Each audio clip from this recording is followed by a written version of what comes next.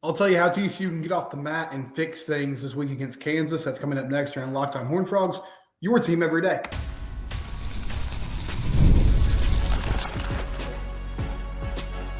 You are Locked On Horned Frogs, your daily podcast on the TCU Horned Frogs. Part of the Locked On Podcast Network, your team every day. Subscribe to the YouTube channel. You can also find us on your favorite podcast platform. We're free and available wherever you get your podcast. I've never been in the business of telling people how to feel. You feel how you feel. It's your team. I get it. There's a lot of emotions. It's been a tough week, guys. We can all level here. Losing to SMU sucks.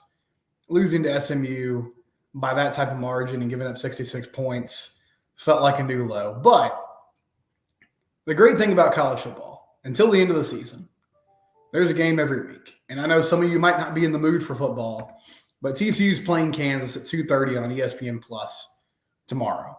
And it's an opportunity. I'm not saying they're going to do it, but it's an opportunity for them to bounce back and get a victory. If they do that, they are 1-1 in Big 12 play.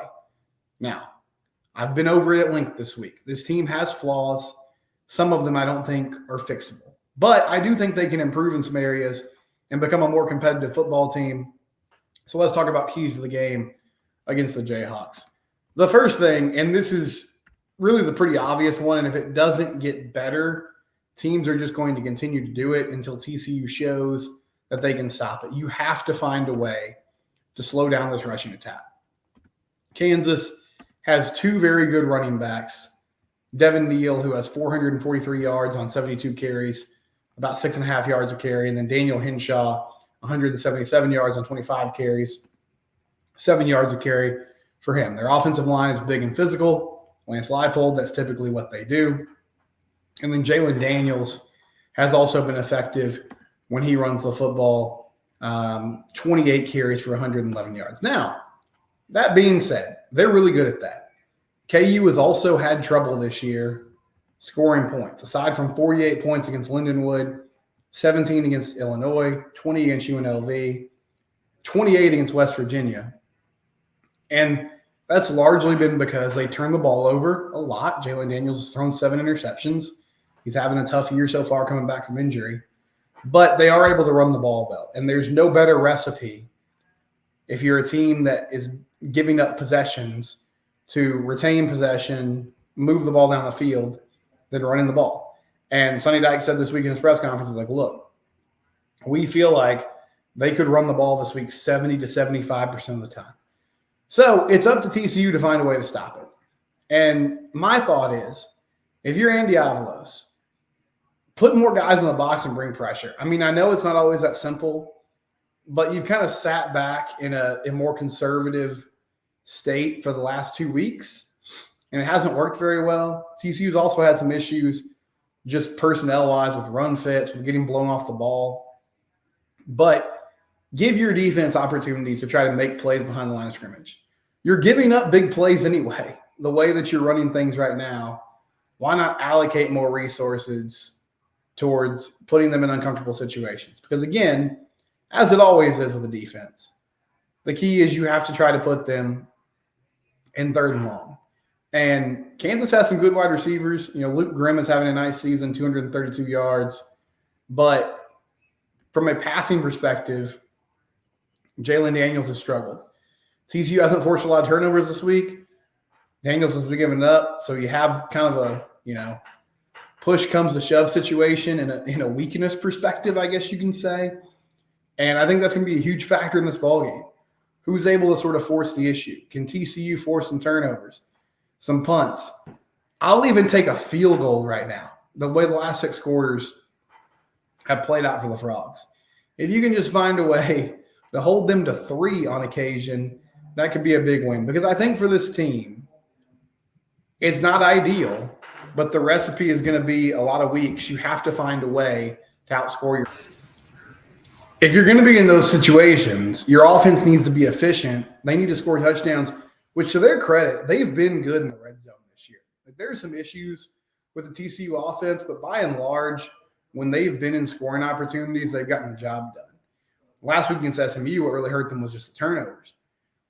But you need your offense to score touchdowns. On the flip side of that, your defense has to get timely stops. It doesn't have to be all the time, but in big moments, they need to get stops or force field goals, put the other offense in a situation where they're starting to press. So that's one aspect of it. Also, I just feel like from a self-confidence standpoint, a mentality standpoint, get off to an early lead, right? Now, they had a lead against UCF, and we know how that ended.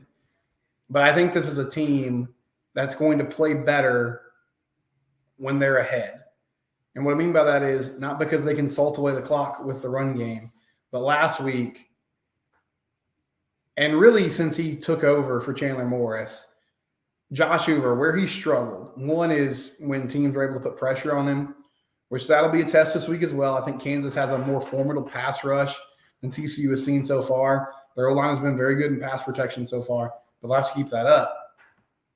The other area where I feel like Josh has struggled is when he gets behind and when he gets in a game where he's having to go score for score with the other team, it just feels like he starts to press and he makes some bad decisions. We saw it in the first half of the Texas game last year against Oklahoma, really throughout, forcing throws, throwing into tight windows. The pick six against SMU was big. I mean, the fumble was – it's hard to really blame him for that. I thought that was a weird play call on 4th and inches. Also, like, he's just not used to the ball handling skill that's required for running a triple option under center. But, you know, we can just forget that play entirely. Hopefully they'll scrap it from the play sheet. The bottom line is when pressure starts to form for him in the area of, man, every time we touch the football, we need to go score, bad things usually happen. And then also, I think mentally this team just needs a boost right now. Like, they need something that's going to push them in the right direction. So if I win the toss this week, if I'm Sonny Dykes, I'm taking the ball. And I know traditionally you defer because you can double dip at the end of the first half into the second half. But I would say give my offense the ball and let's go see, like let's put a good scripted drive together and see if we can go put 7 points on the board immediately. And at least put pressure on Kansas initially to go get some things done and give our defense the ability to play free, play loose, go make plays, and get the job done. And sort of coinciding with that, finally, you got to force turnovers or win the turnover battle, I guess you should say. Going into last week, TCU did a really good job of taking care of the ball. A couple fumbles against Stanford, but they overcame that. The interceptions and the fumbles against SMU were killers. And I know nobody wants to hear this right now. They lost to UCF by a point. It was a horrible collapse, and it shouldn't have happened. They lost by a point. They did not come out with energy and effort. They did not come out with the energy and effort you would want to match SMU. I don't have a great explanation for that. I'll talk more about that in segment 2 and just kind of how I feel about where the coaching staff is and what they're doing. But I will say they spotted them 28 points. And I don't know if there's any way they win that ball game last week because they played so poorly and it just felt like SMU was more ready and more prepared. But a good start would be not giving your opponent 4 touchdowns, right? Like that's a big deal. So special teams wise, it needs to be sound. Don't turn the ball over and give up scores on defense or give them the ball at the 1-yard line where they can immediately punch it in and get. If you're going to be in a situation where you're trading scores with a Kansas team that can also get up and down the field, then you have to play a clean game and not have those huge mistakes that allow them to get the hidden points is what we call it. You know, points in the third phase of the game in special teams, points on defense off turnovers. Don't give them that type of momentum. And the environment, I'm not sure what it's going to be like at Arrowhead. I know Derek Johnson told me, I think he said this on the air, but he shared this with me before we started recording. He was like, they had sold 40,000 tickets for this game. But he was like, I wouldn't be surprised if there's significantly less people than that actually in the stands, because Kansas is kind of going through the same thing. There was a ton of excitement around this team, and that's a basketball school that Lance Leipold has found a way to get energized and get involved with football. But when you lose, everybody's enthusiasm kind of wanes. So we'll see what it looks like when they hit the field. He completely threw me for a loop on the crossover on Thursday. I went into that show expecting to pick Kansas, and he was also very negative about the Jayhawks. And when he picked TCU, it jumbled up my mind, because I was like, well, man, are we going to do a crossover episode where both hosts pick against their favorite team? So I can be somewhat of a homer, but I'm going to ride with the Frogs for one more week. I don't have a great explanation for it. I don't think this team is great. I'm not delusional. I don't feel like this is a group that's going to go on some crazy run here over the next few weeks.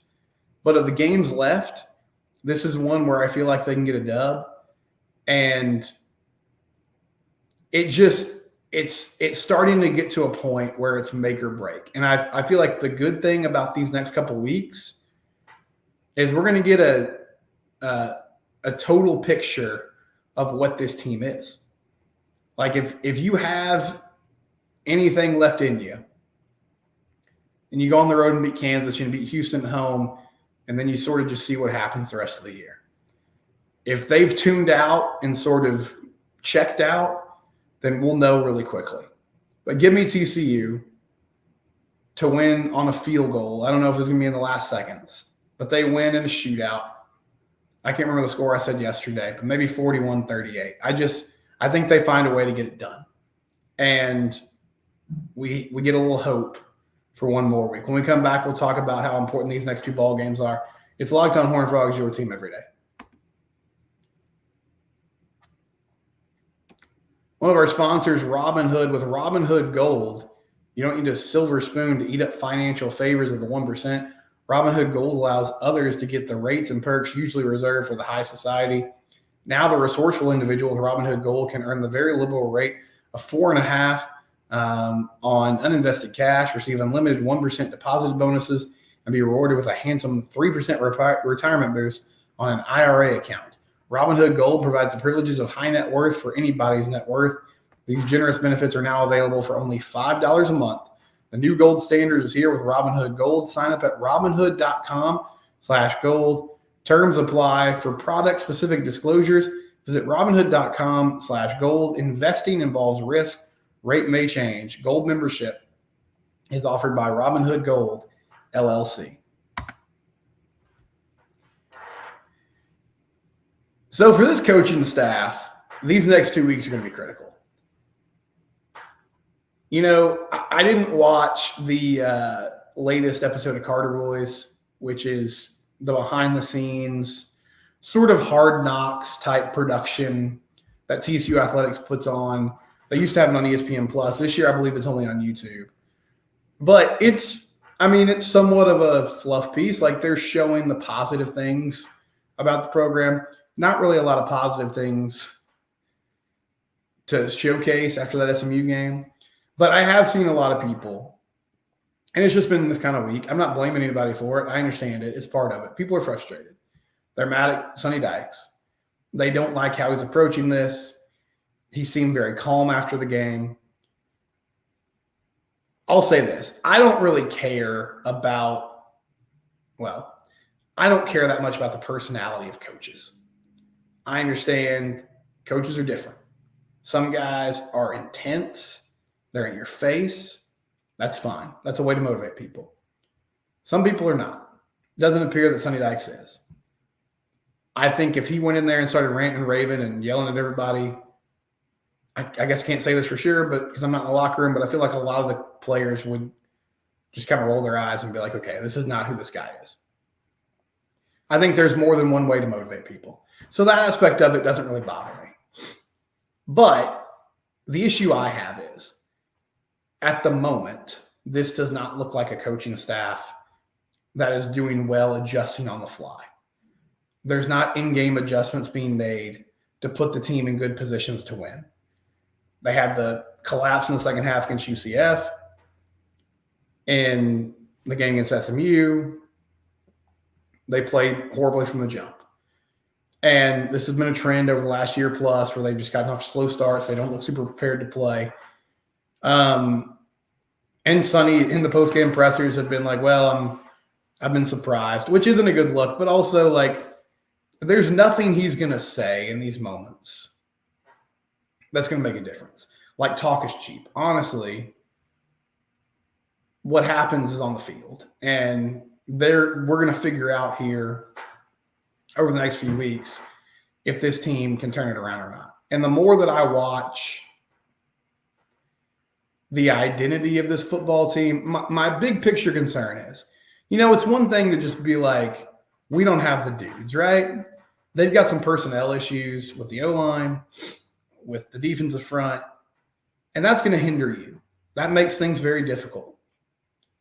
But I don't see a team or a coaching staff that is doing really creative things to work around that. And being bad in the trenches limits you more than anything else, besides maybe just having a bad QB. But even if you have a limited quarterback, if you have good skill players and you have a good O-line, you can still have a successful offense.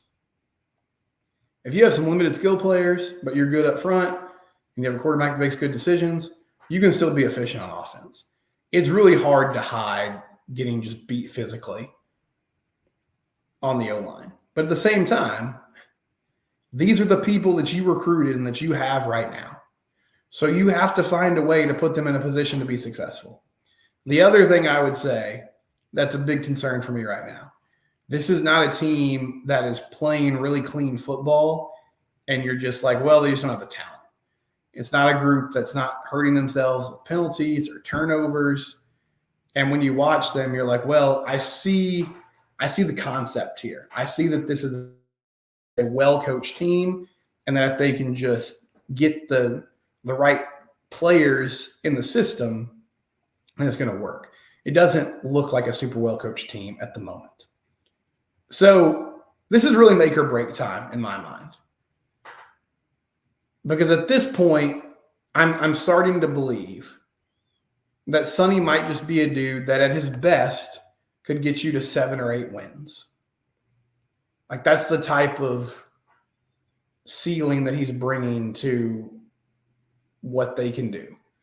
And with the type of resources that TCU has, especially in the new look Big 12, that doesn't feel acceptable to me. But there's opportunities to prove me wrong. And that starts by, can you go on the road and get a gut check victory over a Kansas team that is reeling? And really, what I want to see more than anything else is just a team that's out there and looks like they want it. Because they did not look like they were engaged enough in that game against SMU. And, I mean, it's unacceptable. Like, you're coming off a huge loss. You said all the right things all week. We got to, figure it out, clean it up. We can't let that happen again. Well, it happened again. So can you turn the tide and get the job done? And I like Sonny as a dude. I think seems like a really solid person. He gave a very generous gift to the university this offseason. I'm just starting to question, is he somebody that can figure this out?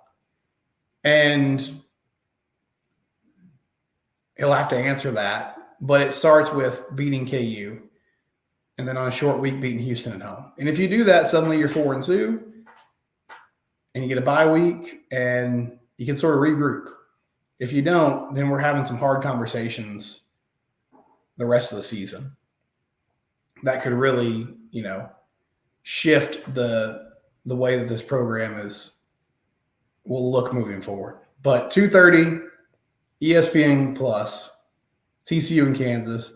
No idea if Paul Wally will play. I know he's been involved in practice somewhat the last couple of weeks, but hasn't been on the field.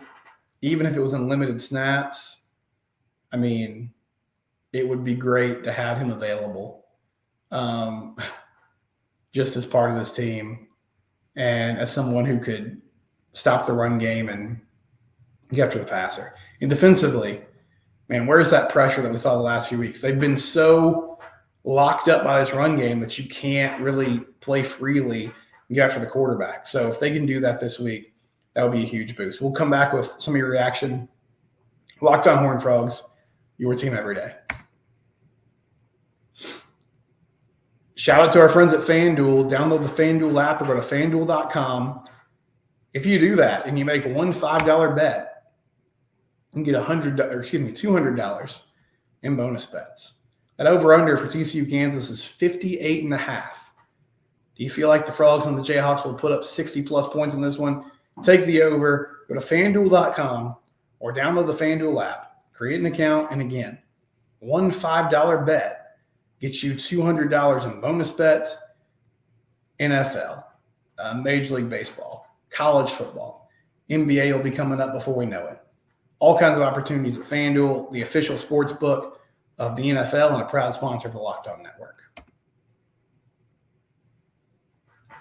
So you can always chime in the YouTube comments. You can also tweet at me, at SimcockSteven. Don't forget, post-game show after the Kansas game, win or lose, right? We're gonna break it down, and we'll, you can chime in then, and it's emotional, it's raw, it's right after the game. We just sort of lay it all out there. So game's at 2:30. I would think 6:30 will probably be live on YouTube, getting it done. But you can watch that here on the YouTube channel, and the audio version will be up after we get done recording. As far as TCU and where this team is, Byron has said this multiple times. The impact of losing defensive tackle Dominic Williams is a major reason they can't stop the run. Yeah, he would be a huge help in the interior for sure.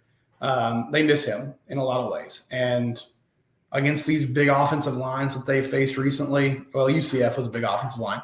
SMU, not so much, but sort of the same story with Kansas. His ability to take on double teams, reestablish line of scrimmage, allow guys to come in and make plays, that was huge. Tanner McKinney says he thinks Banks should play over Johnny Hodges. He's faster and better in covering the pass and run. We need that if we want to beat KU. And he also thinks they need to put more faith in the run game. Cook and Payne could be a good 1-2 punch. Not sure what Shad Banks' health status is, but, he's an athletic player. I like Shad.